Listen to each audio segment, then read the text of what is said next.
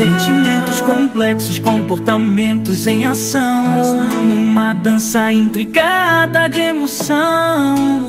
Vamos juntos desvendar, entender as neurociências com Adriano Freitas. Você está ouvindo mais um episódio do podcast sobre neurociências, produzido em parceria com o programa de extensão Sustenta a Vida da Universidade Federal Fluminense. Eu sou Adriano Freitas, pós-graduado em Neurociência Cognitiva, especialista em Neurociência Clínica, Intervenção em Neuropediatria, Neuropsicologia Clínica. Neste episódio eu falo sobre psicopatia em crianças. Ela existe? Na escola da vida aprendemos a cada dia, todo dia dando a mente. Já compartilhou este canal, os episódios de sua preferência com seus amigos, colegas de trabalho, familiares? É esse compartilhamento, é a audiência que garante a continuidade do projeto. Eu conto com a sua ajuda. E se você quer nos seguir nas redes sociais, basta procurar neurociência.af, TikTok, Instagram, Facebook, Quora. Só no YouTube que é um pouquinho diferente, Neurociência-AF. E para conhecer um pouco mais sobre minha experiência profissional, os projetos que eu desenvolvo, basta acessar o meu site www.adrianofreitas.com. E, por último, para colaborar sugerindo temas, fazendo críticas, elogios, sugestões, você pode enviar uma mensagem para o e-mail podcast@sustenta-vida.com ou mensagem de WhatsApp para o número 2299-222-1003. As neurociências com Adriano Freitas.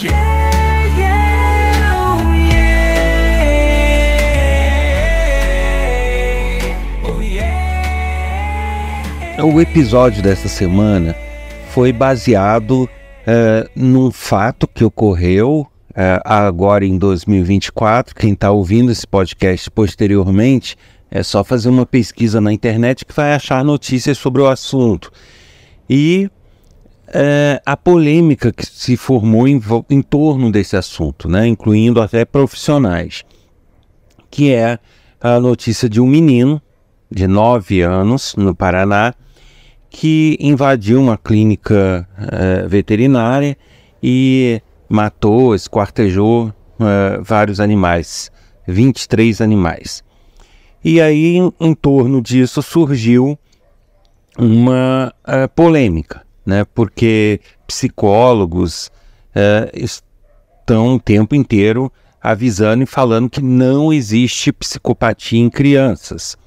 Não existe, não pode diagnosticar.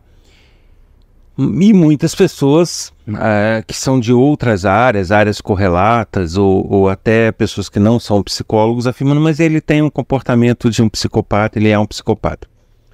E eu até fiz um vídeo para uma rede social que trabalha com vídeos, o TikTok, dizendo que sim, né? Não dizendo que sim, até porque é uma coisa que eu repito aqui, não tem como, por uma notícia de jornal, você diagnosticar, né? Então, realmente, eu não afirmei lá e não posso afirmar aqui que seja psicopatia, né? Ele tem o diagnóstico tal. Não, isso não. Mas eu sou capaz de apostar que sim. Né? Eu tenho essa sensação e a minha percepção é de que é uma característica, sim, de uma criança com psicopatia. Mas aí muita gente enviou mensagens e tudo questionando. Não, mas não existe psicopatia infantil. E eu vejo repetidamente profissionais de psicologia fazendo essa afirmação. Não existe psicopatia infantil. Bem, pessoal, então, para deixar claro, para início de conversa, eu não sou psicólogo, tá? Então eu não tenho que seguir determinações do Conselho de Psicologia, nem regulamentações correlatas à área de psicologia. Deixando isso claro, eu estudei e sou profissional ligado às neurociências, que é uma ciência que busca bases biológicas até para o nosso comportamento. Então, quando a neurociência estuda o comportamento, ele não estuda do ponto de vista simplesmente teórico, ele não estuda do ponto de vista de observação, ele não estuda do ponto de vista teórico. Ele estuda, as neurociências estudam com base laboratorial, com base de pesquisa e com fundamento biológico, ou seja, da nossa estrutura neurobiológica.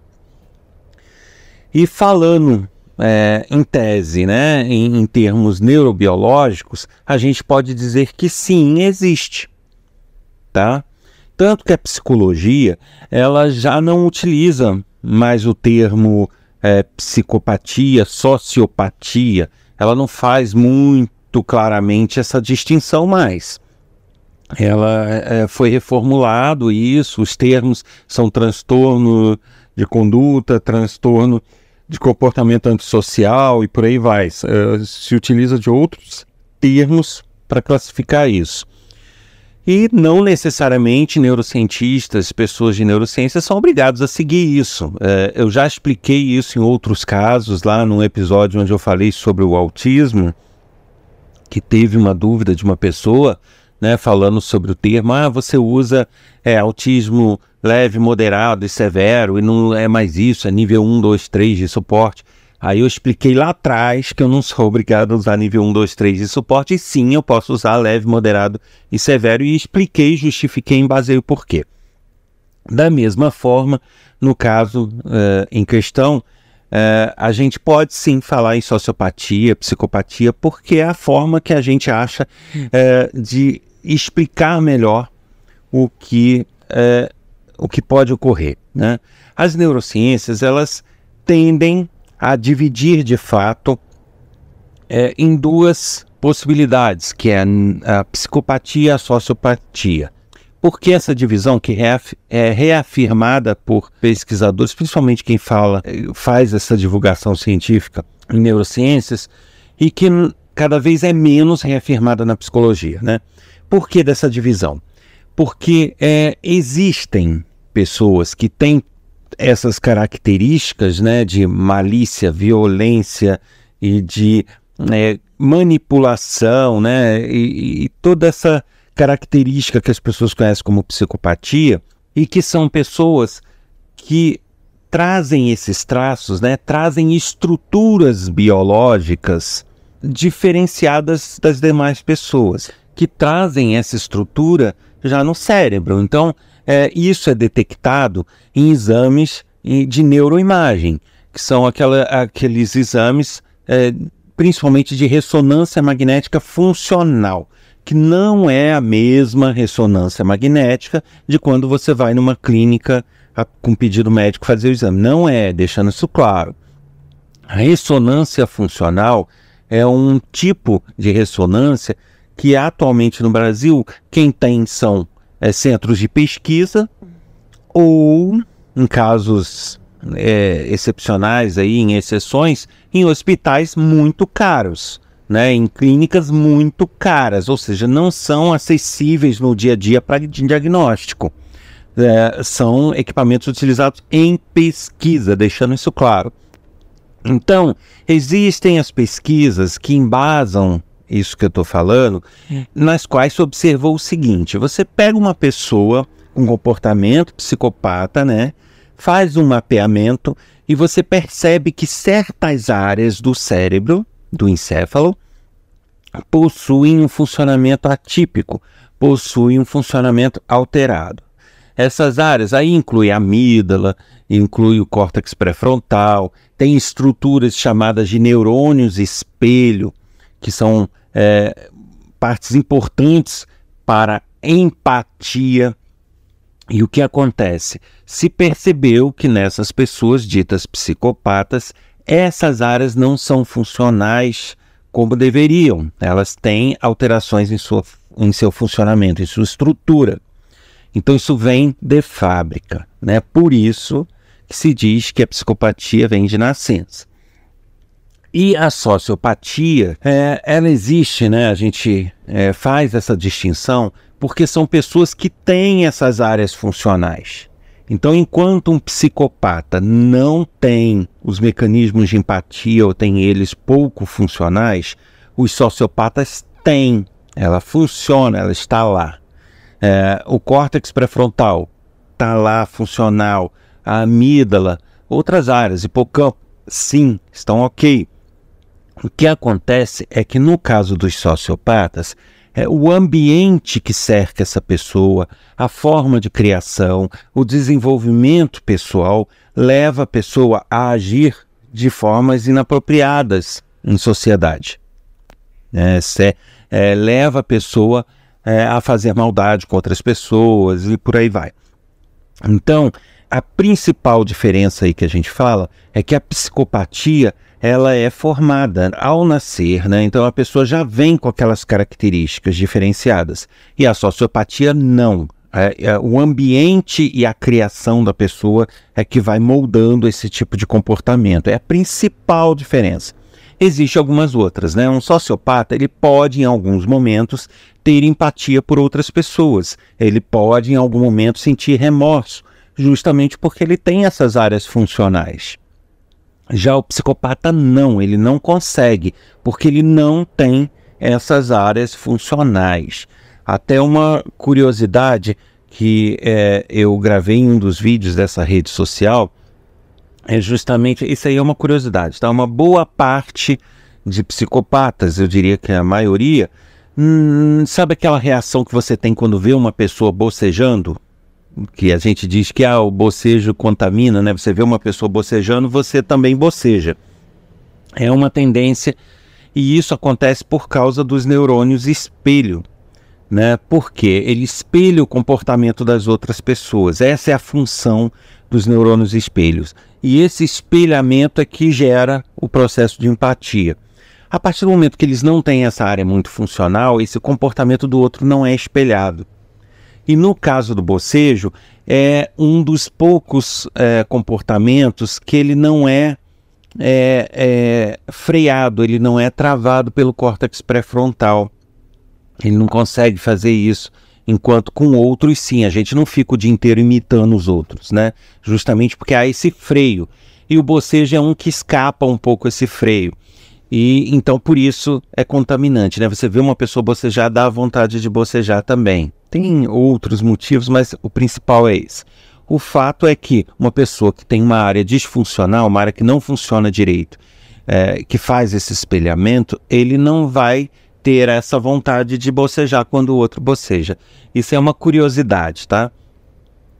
E aí, o que se fala? Mas a gente não diagnostica a psicopatia em crianças porque ela está em processo de desenvolvimento e isso pode mudar, então, só depois dos 18 anos, quando há um processo de amadurecimento. Vamos lá, alguns fatos. Para começar, o encéfalo, né, o cérebro, o sistema nervoso central humano, ele não termina de amadurecer aos 18 anos. Já começa por aí. 18 anos é a idade penal adotada no Brasil. É a idade que você pode punir, que você pode fazer aplicar sanções, internar a pessoa, etc, etc. Mas não é a idade onde há o amadurecimento do neocórtex, do cérebro. Eu já também citei isso em outros episódios. O amadurecimento do nosso cérebro, ele conclui-se por volta dos 30 anos, 30 e poucos anos. Então a gente teria que esperar 30 e poucos anos para fazer um diagnóstico com o cérebro amadurecido. Mas ok, é fato que com 18 anos ele está mais maduro que com 9, com 10. Isso aí, sem dúvida, ele vai amadurecendo aos poucos. Então, beleza, vamos considerar isso. Tá? Ocorre que nem todas as condições que são congênitas, elas mudam, elas são curadas ou elas acabam com o processo de amadurecimento. Por mais que o nosso cérebro seja plástico e mude, se ele tem uma deficiência numa estrutura, se ela não funciona adequadamente, nem sempre vai ser o desenvolvimento que vai promover essa regressão, tá? E nem a criação. Se a gente tem essa distinção onde sociopata se forma pela criação ambiente, ok, um sociopata pode mudar o seu comportamento. Um psicopata, não, porque não foi a formação dele que gerou o comportamento psicopata. Ele diz, não, mas ele pode, com terapia, com isso, com aquilo. Depende muito, tá? Por quê? Você tem estruturas disfuncionais. Tá, vou viajar um pouquinho aqui na maionese e citar um outro exemplo. Digamos, um paciente do espectro autista. Você pode dizer que ele é de nascença um autista, ou um autista que se forma nas primeiras fases de desenvolvimento, porque ali já é possível, né, detectar uma diferença em muitos tipos de autista, deixando claro que os autistas são vários tipos, né, e eu estou falando daqueles mais marcados, né, que são realmente de nascença. E aí você não pode dizer, depois de 18 anos, ele deixou de ser autista. Você não pode dizer isso, porque uma vez autista, ele vai ser autista. Porque as estruturas passaram a ter aquele funcionamento e isso não é revertido. O mesmo acontece, síndrome do X frágil. Você não pode dizer, aquela pessoa tem síndrome do X frágil. Ok, aquela criança tem, ou aquele adolescente. E mais tarde, não, ele amadureceu, deixou de ter. Não. Tá? Você não pode dizer, aquela criança tem Down, tem síndrome de Down. Ok, vamos cuidá-la, vamos, né, socializá-la, não há problema nisso. Porém, você não tem como dizer, depois de anos, olha, essa criança deixou de ter Down. É uma característica, existem estruturas disfuncionais. Né? Não é a mesma coisa, mas assim, é só para ilustrar, sabe? Então você tem psicopatas que você tem estruturas disfuncionais e por mais que ele se desenvolva, essas estruturas não vão se formar ou se modificar e se tornarem funcionais como nas outras pessoas. Você pode ter uma mudança, sim, né? Você pode ter uma mudança de algumas características, você pode ter uma suavização ou não, mas aquelas estruturas vão estar lá com funcionalidades diferenciadas em relação às outras pessoas, tá? Então, disso tudo que eu estou falando, a gente pode concluir o seguinte: existe uma diferença entre as pessoas não poderem diagnosticar a psicopatia infantil, que é o caso que se fala, né? Não se pode diagnosticar, ok, eu até entendo, e vou explicar por que eu entendo, mas uma coisa é isso, e outra coisa é afirmar que não existe, porque existe, tá? Então, você tem uma pessoa que tem estruturas disfuncionais e ela tem os traços e é um psicopata adulto. Ele foi criança um dia, e se isso vem de nascença, ele passou por essas fases de desenvolvimento com essas características psicopatas. Então, como que você vai dizer que não existe? Existe. O que ocorre é que não se pode diagnosticar. Aí entram outros fatores. Não é que não se possa diagnosticar porque não existe, ou porque pode deixar de ser. Isso se faz por diversos motivos. Motivos legais, motivos éticos, mas também por uma questão tecnologia e ferramental, né? Aí quando eu falo em ferramental é justamente ligado à tecnologia, ou seja, equipamentos e meios de diagnóstico, tá? Então uma coisa são os profissionais não terem como fazer, não serem capazes de, e outra coisa é não existir. São coisas distintas. E é isso que a gente tem que observar. Uma coisa é um psicólogo no consultório dele não poder olhar uma criança e não poder cravar. É isso, de forma totalmente precisa. E outra coisa é ele dizer que não existe. Percebe?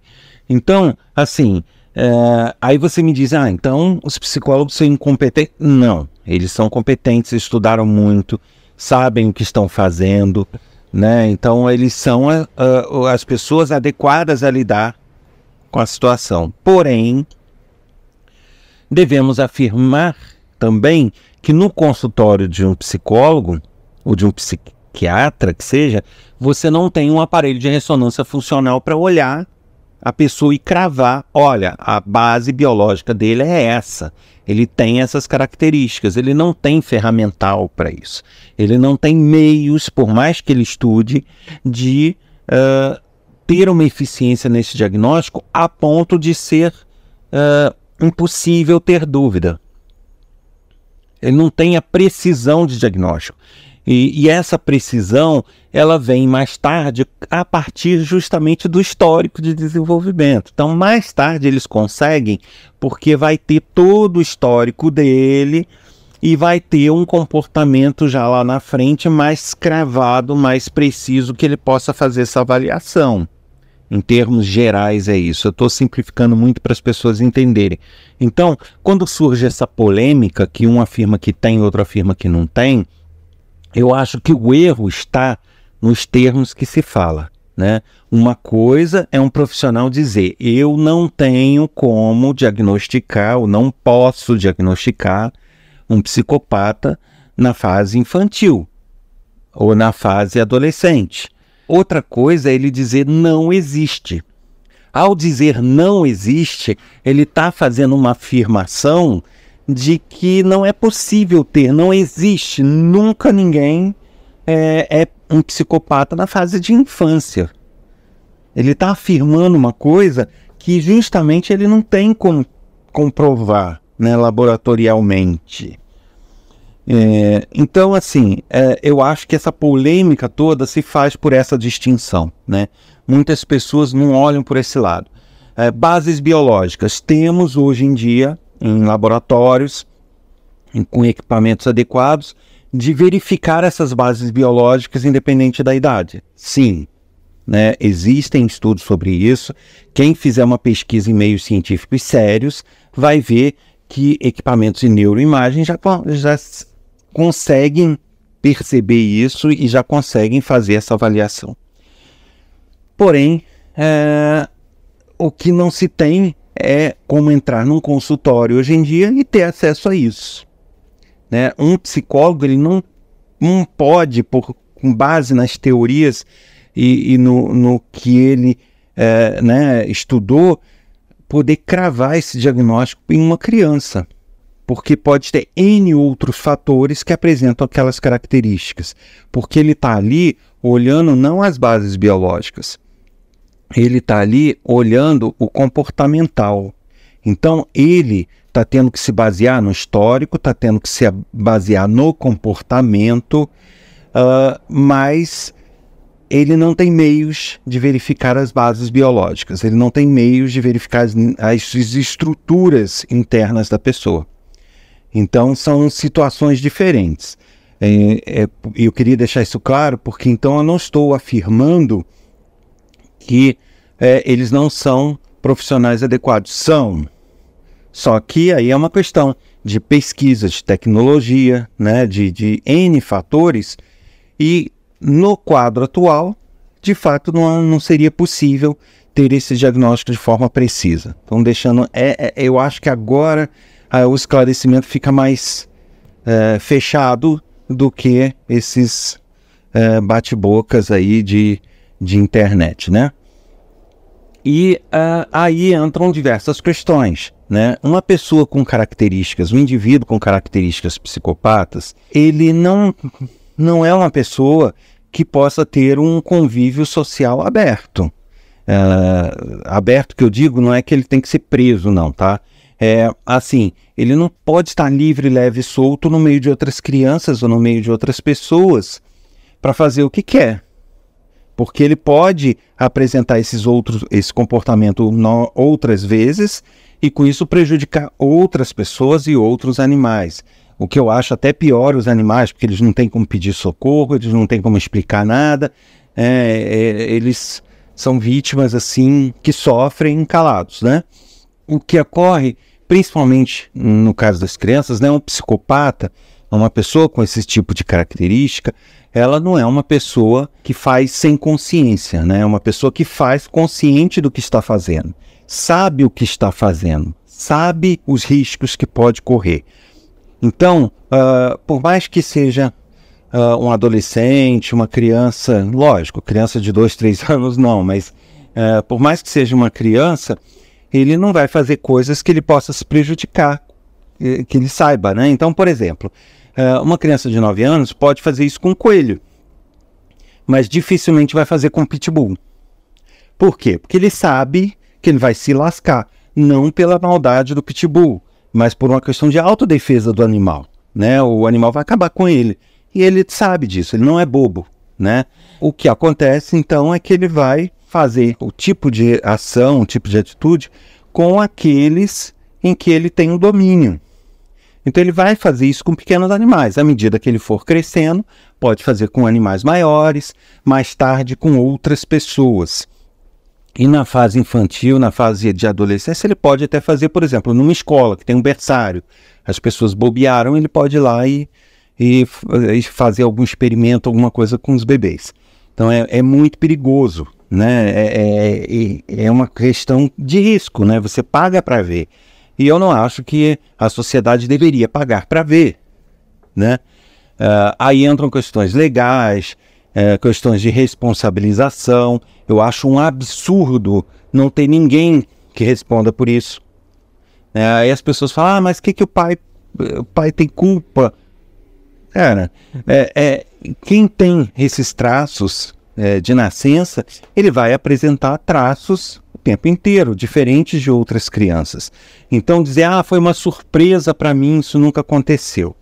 Veja bem, como eu falei, eu não posso diagnosticar esse garoto especificamente. Então, no caso dele especificamente, até pode ser por ser uma outra coisa, ok?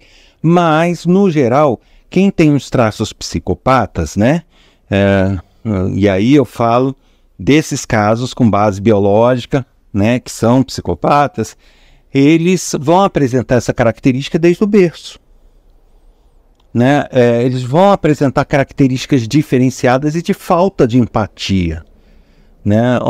Uma criança, se você pegar uma criança aí de 2 anos e você, enquanto pai, fizer cara de triste ou chorar perto dela, ela vai fazer biquinho, ela vai ficar triste também, ela vai ter uma empatia contigo.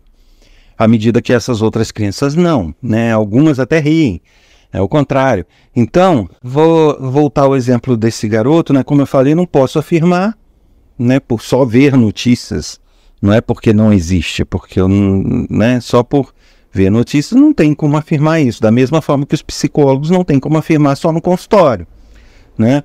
Então não é isso, mas eu estou fazendo um paralelo aqui, um comparativo. Uma criança de 9 anos, não é possível, caso ela seja um psicopata, né, ela tem esses traços, que nunca ninguém percebeu em 9 anos nada diferente. Entende? Então, por isso é que esse argumento de surpresa é meio relativo, né? Ele pode ocorrer em crianças que não são, de fato, crianças que têm essa característica a partir do nascimento. E aí entram essas questões que eu falei, né? Como fazer, né? Os pais, teoricamente, são os tutores. Se ele não pode ter nenhuma sanção, eu não digo nem punição, mas até um tratamento por parte do Estado, né, uma internação, alguma coisa nesse sentido para se tratar, os pais deveriam estar tutelando ele, cuidando, acompanhando, vigiando, educando, né? E uma criança dessa muito solta, sem ter ninguém ali, eu acho questionável, né? Eu acho questionável, porque ficou muito fácil. Mas aí eu não vou entrar nessa questão aqui, que aí são questões legais, questões de estruturação de sociedade. Eu só acho que são crianças que, quando apresentam esses traços, elas têm que estar sendo vigiadas. Elas não podem estar agindo por si só, né? Uma coisa é não poder ou não ter como fazer o diagnóstico dela. Outra coisa é falar, não tem nada, deixa ela brincar à vontade. Isso não vai dar boa coisa, né? Então, eu acho que é necessário sim cuidar, é necessário sim ter um acompanhamento, né? Vigiar essas crianças para evitar que isso se repita, para evitar que isso ocorra com outras crianças, para evitar que ocorra com os outros animais.